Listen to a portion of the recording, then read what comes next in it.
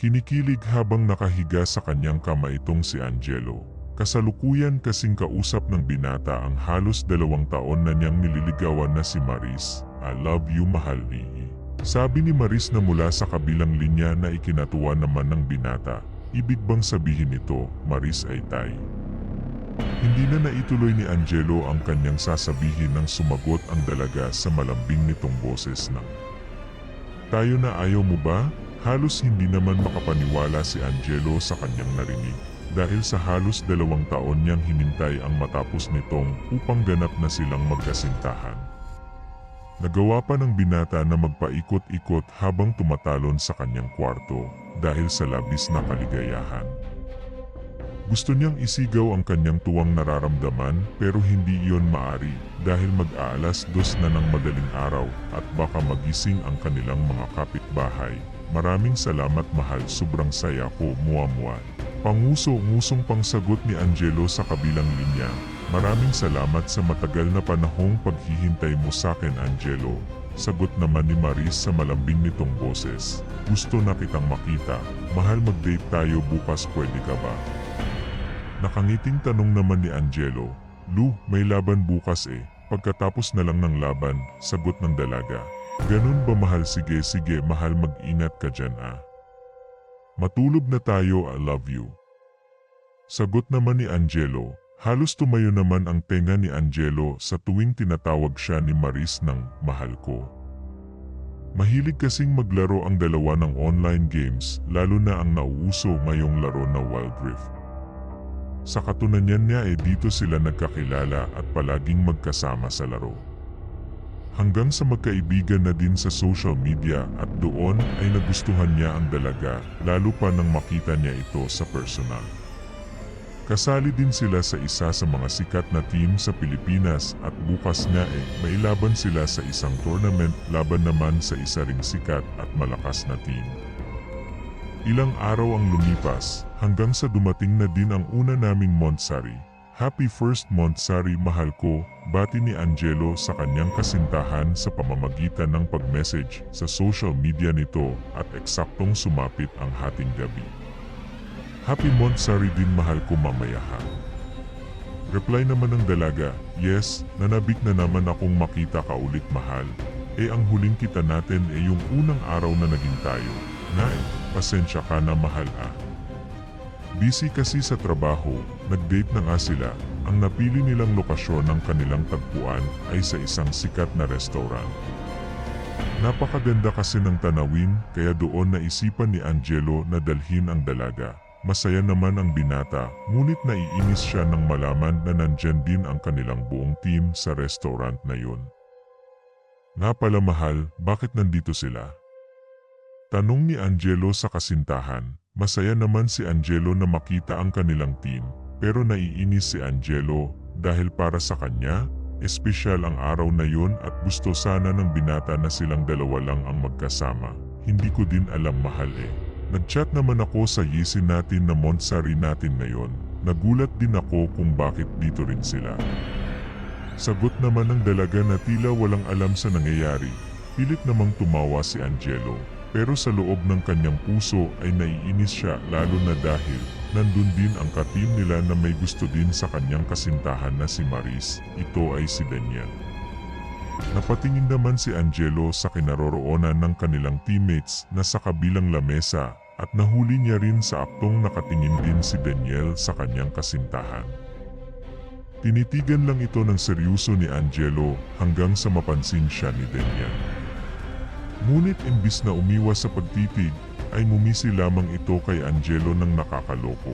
Kaibigan din naman ang turing ni Angelo kay Daniel. Palagi din nilang kasama ito sa laro ni Angelo, kaya alam niyang hindi ito tataluhin ni Daniel.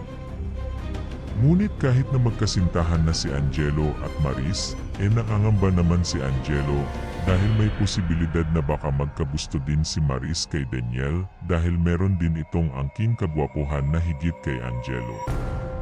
Sa sobrang inis ay tumabi naman na Angelo kay Maris na kumakain at hinalikan ito sa pisinch.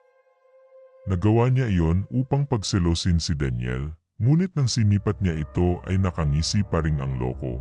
Habang sila ay nag-uusap, ay bigla namang nagpaalam si Maris na magbabanyo lang ng saglit. Si Angelo naman ay abalang-abala sa pakikipag-usap sa kanilang mga ka-teammates at nakipag-inuman. Kinabukasan, naglaro muna si Angelo ng Wildrift bago pumasok sa kanyang trabaho. Sinuri niya ang kanyang messenger upang tingnan kung online na ba ang kanyang kasintahan, ngunit nadismaya siyang hindi ito active. Kaya naman tinadtad niya na lang ito ng mga sweet message. Pagsapit ng tanghali, oras na ng break ay tiningnan niya ulit ang messenger upang tingnan kung nag-chat na ba ang kanyang kasintahan. Nakita niyang nag-reply ito, ngunit 3 message lang at maikli. Nakita niya ring nag-out na ang kanyang kasintahan mga 0 minuto, ngunit nakaramdam naman siya ng pagkainis nang makita niya rin ang ka-teammates niyang si Daniel na naka-out din ng 10 minuto. Bagamat nagdududa, hindi na niya ito pinansin at binuksan ang kanyang e-account. Sa kanyang pagbukas, lumabas naman ang larawan ni Maris na kaka-upload pa lang ng 30 minutes. Napangiti naman si Angelo at in-screenshot niya ito at minayday. Agad man siyang nag-chat ulit sa kasintahan niya upang purihin ito sa kagandahan ng dalaga at minayday. Natuwa naman siya nang makita niyang nisin ito ng dalaga, ngunit hindi naka-green ang profile. Hinintay niya pa ito ng ilang minuto na baka sakaling mag-reply ito, ngunit nadismaya siya kaya malungkot naman niya isinilid sa bulsa ang cellphone at kumain. Pagkatapos niyang kumain, muli niyang tiningnan ang kanyang ingi at nakita niya na merong bagong post si Maris. Kaya naman agad-agad niyang tiningnan ang messenger kung nag-reply na ba ito, ngunit wala pa din. Bumalik naman siya sa bagong post na larawan ni Maris at nagulat siya nang malaman na kasalukuyan pala itong naroroon sa restaurant na pinagkainan niya kagabi. Kaya naman dali-daling umalis si Angelo at pumunta sa restaurant na yon. Bumili muna siya ng ilang bulaklak at ilang tsokolate. Surprise, mahal! Natutuwang pagpapractice ni Angelo sa kanyang sarili. Malayo pala ay natanaw na niya ang dalaga, ngunit nadismaya siya nang makitang papaalis na ang kanyang kasintahan sa restaurant at sumakay sa isang itim na kotse. Nakatayo na lang siya habang pinagmamasdan ang kotseng itim na umalis na papalayo. Hinagis niya na lang ang binili niyang mga bulaklak at binigay sa mga pulubi ang nabiling tsokolate. Dumiretso na ito sa pag-uwi at hindi na pumasok sa trabaho. Malungkot namang ibinagsak ni Angelo ang katawan sa kama. Nakatulog siya sa kanyang pagmumuni-muni at nagising na lang nang marinig niyang mag-ring ang kanyang cellphone. Agad namang bumangon si Angelo at napagtanto niyang 9:00 na pala ng gabi. Agad niyang binuksan ang cellphone at nakita sa screen ang salitang "Mahal ko" na tumatawag sa kanya.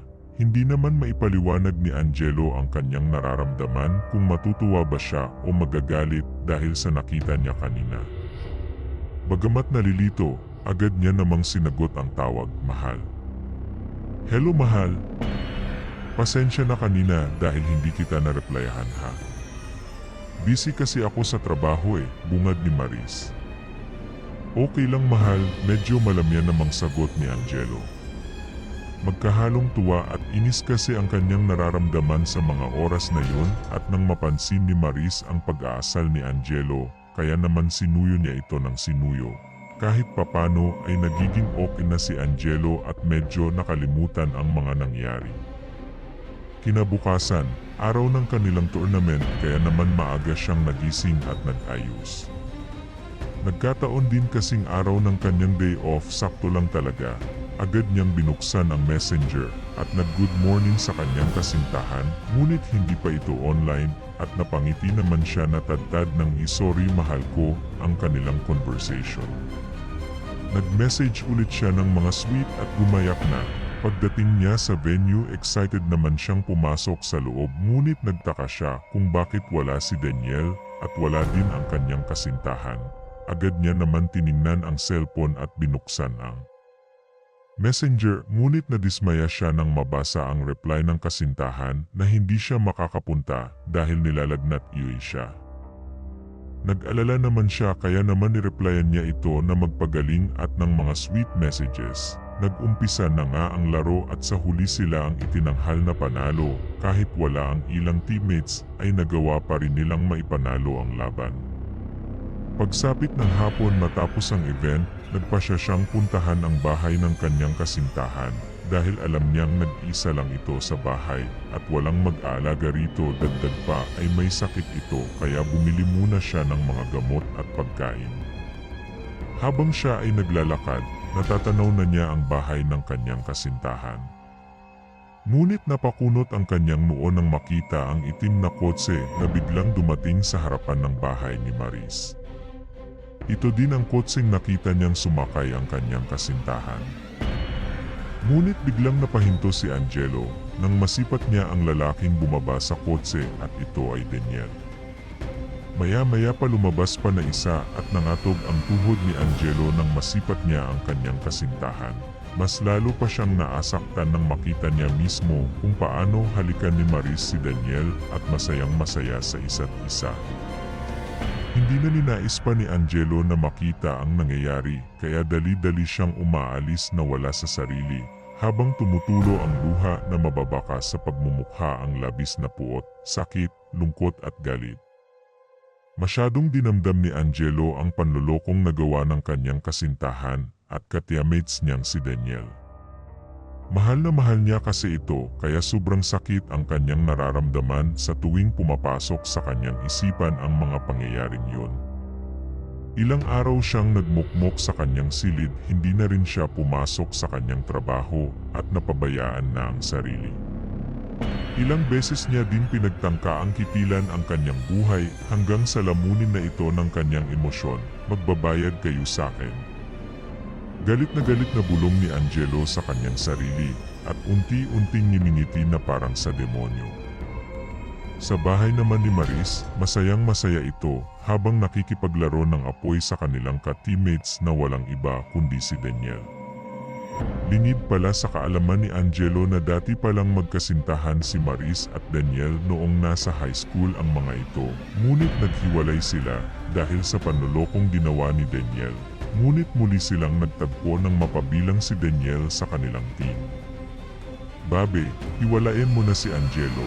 Hindi ko na kayang pagmasdan kayong magkasama at magkausap ng gagong yun, wika ni Daniel habang hinahalikan ang dalaga sa liig at gumagapang ang kanyang kamay sa dibdib ni Maris.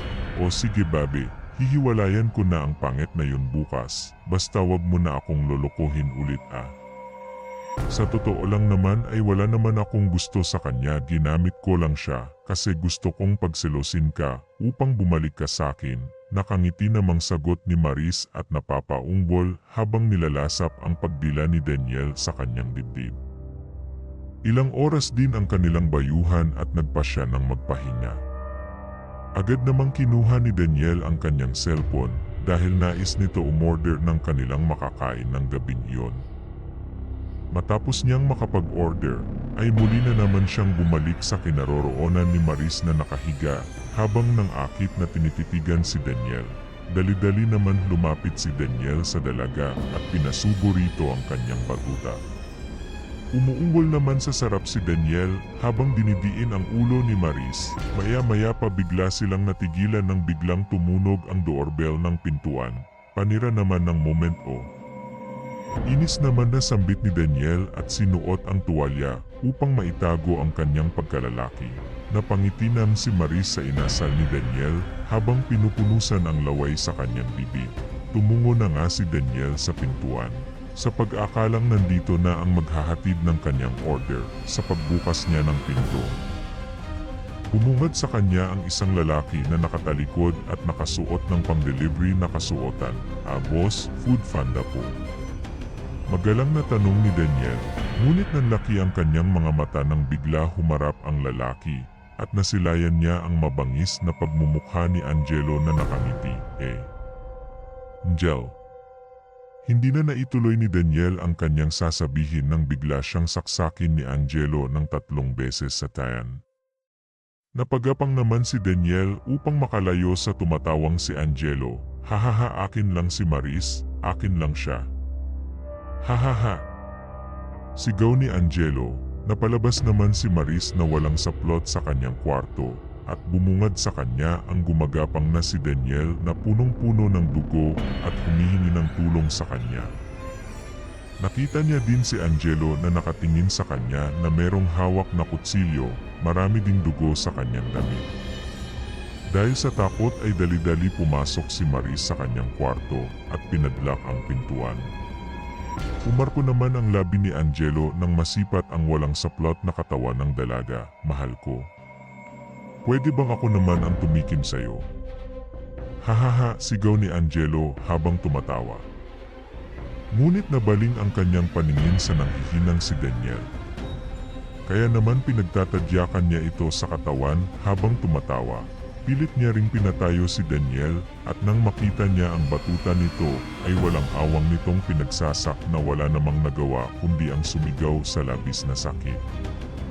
Hindi pa nakontento si Angelo, pinaulanan niya pa ng saksak ang dibdib ni Daniel na siyang dahilan upang matumba ito na nag-agaw buhay sa pagtihaya ni Daniel.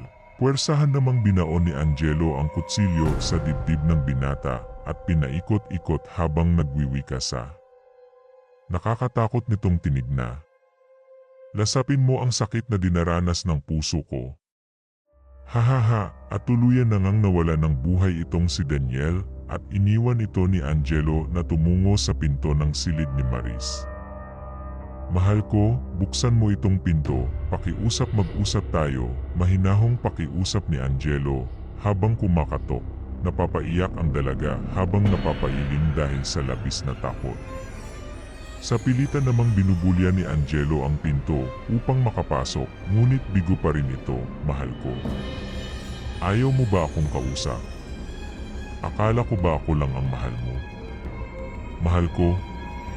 Tanong ni Angelo na umiiyak at maya-maya ay tatawa ng nakakaluko. Tatawag ako ng pulis. Sigaw naman ni Maris, maya-maya pa biglang tumahimik ang paligid. Pinakiramdaman naman ni Maris ang kanyang silid at pumunta sa pinto. Sa pag-akalang wala na si Angelo, dahil sa tinakot niyang tatawag ito ng pulis, ay nagawa niyang buksan ang pinto. Nagulat naman dalaga nang bigla siyang yakapin ni Angelo na nababaliw. Agad na sinapak ni Angelo ang dalaga sa tiyan dahilan upang manghina ito at napahiga sa kama. Napangiti na naman siya at dinidilaan pa ang labi ng masipat niya ang buong katawan ni Maria na nakatihaya sa kama. Agad niyang isinara ang pinto, hinubad ang damit at pantalon, dahan-dahan siyang naglalakad habang nilalaro ang kutsilyo sa kanyang kamay na nakangising nakatitig sa mapuputing hita ng dalaga. Mahal ko. Patikim ah. Hahaha, nauulol na wika ni Angelo at puwersahang ipinapasok ang batuta sa pagkababae ng dalaga. Angelo. Ay! Idayada, maawa ka. Patawarin mo ko, pagmamakaawa ng dalaga habang nasasaktan sa malakas na pagbayo ni Angelo sa kanyang pagkababae habang tinututok ang kutsilyo sa malulusob nitong dibdib.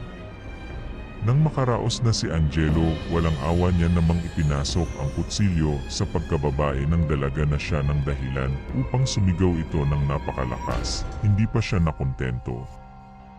Pilit niya ring sinasama ang buong kamay na may hawak sa kutsilyo at nilabas-pasok ito na siyang dahilan upang bumulwak ang maraming dugo sa pagkababae ni Maris. Napatigil na lang si Angelo sa kanyang ginagawa nang napagtanto niyang patay na ang kanyang mahal. Nilapitan niya ang mukha ni Maris at itinapon ang dugo ang kutsilyo. Dahan-dahan tumulo ang luha na tila banatauhan at nagsisi ito sa nagawa. Mahal ko. Mahal. Pag-aalog ni Angelo sa mukha ng dalaga, nagbabakasali na magising pa ito, ngunit napaiyak siya nang mabatid na patay na nga ang dalaga. Muli na naman siyang inatake ng kanyang pagkabaliw. Tumatawa naman itong humihingi ng tawag habang umaagos ang luha sa mga mata. Dali-dali niya namang kinuha ang kutsilyo at pilit na inilagay sa kamay ng dalaga at itinutok ni Angelo ang kutsilyo sa dibdib at sa pilitang ibinaon dahilan upang bumulwak ang maraming dugo, lala kanyang bunganga at dibdib at sa huli. Niyang hininga ay napasambit siya ng walang sino mang pwedeng magmamay-ari sa'yo kundi ako lang, mahal ko.